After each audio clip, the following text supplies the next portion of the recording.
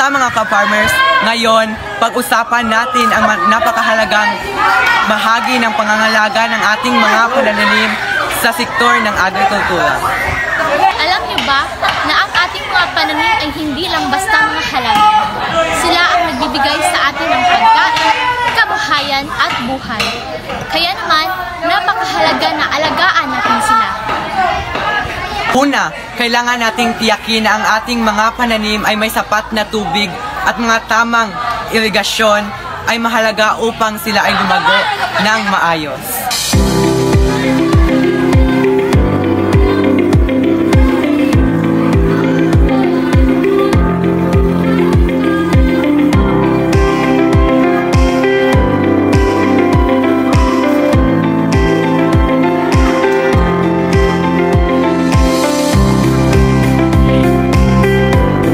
Ikalawa, protektahan natin sila laban sa mga peste at sakit. Gumamit tayo ng mga natural na solusyon o kaya naman ay mga ligtas na pestisidyo. Huwag kalimutan ang kalikasan, ang ating kaibigan.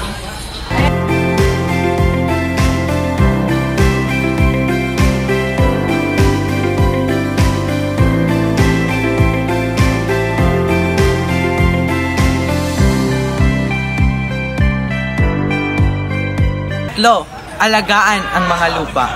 Ang masustansyang lupa ay nagbibigay ng masustansyang pananim. Mag-compose tayo at gumamit ng mga organic fertilizer o di kaya i-cultivate ang mga lupa.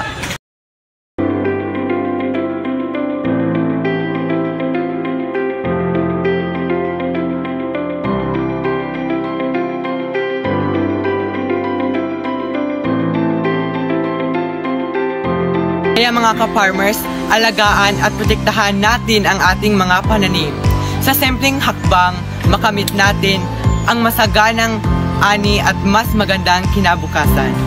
Sa lahat, mahalaga ang tamang pagpili ng hayop. Alamin ang mga livestock na bagay sa iyong farm. Halimbawa, manok para sa itlog.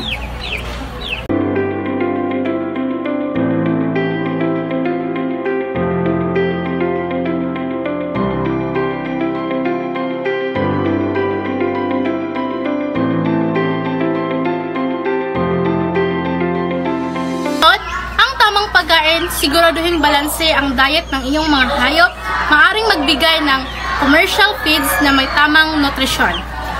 Huwag kalimutan ang kalusugan. Regular na check-up at bakuna ang kailangan para sa mga hayop. Ito ay magkakatulong upang maiwasan ang sakit. Usapan din natin ang pasilidad. Siguraduhin malinis at maayos ang kanilang kulungan.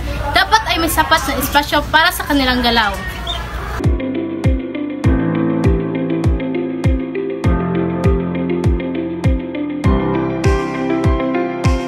Kumusta mga kaibigan? Ngayon, nandito tayo sa fish pond na puno ng mga isda. Tara't alamin natin at paano ito pinapangalagaan at kung paano makapagpangingisda dito.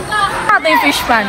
Dito naglalagay tayo ng iba't ibang uri ng isda tulad ng tilapia, bangus at iba pa.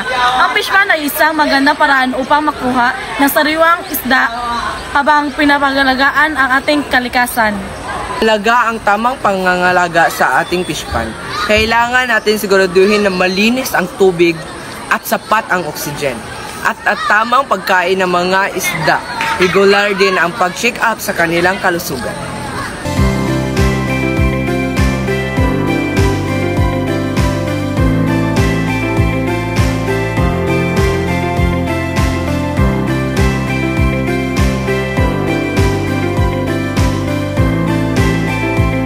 Na hindi lamang nagbibigay ng pagkain kundi nakakatulong din sa kabuhayan ng mga tao.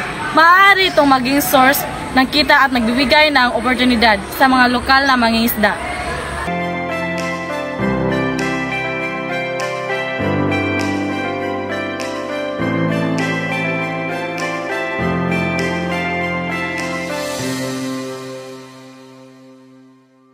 Alam niyo ba, ang kagubatan hindi lamang mga hayop at halaman, sila rin ay malaking papel sa ating agrikultura. Ang mga puno ay tumutulong sa pagbuo ng lupa, nag-iimbak ng tubig at nagbigay ng lilim sa mga pananim. Sa kabila ng kanilang kahalagahan, marami sa ating mga kagubatan ang nalalagas dahil sa labis na pagputol ng mga puno at hindi tamang paggamit ng lupa. Ang mga ganitong gawain nagdudulot ng soil erosion, pagbaha at pagkasira ng ecosystem. Ang mga epekto nito ay nararamdaman din ng sektor ng agrikultura. Sustainable farming practices, gumamit ng mga pamaraan ng pagsasaka ng hindi nakakasira sa kalikasan tulad ng organic farming at agroforestry. Pangalawa, reforestation. Ilahok mga programa ng pagtatanim ng puno. Sa bawat puno ng ating tatanim, tayo ay tumutulong sa pagbalik ng balanse ng kalikasan. Pangatlo, edukasyon at kamalayan. Pag-aaral at pagbahagi ng kaalaman tungkol sa kahalagahan ng mga kagubatan ng kaalaman ay kapangyarihan.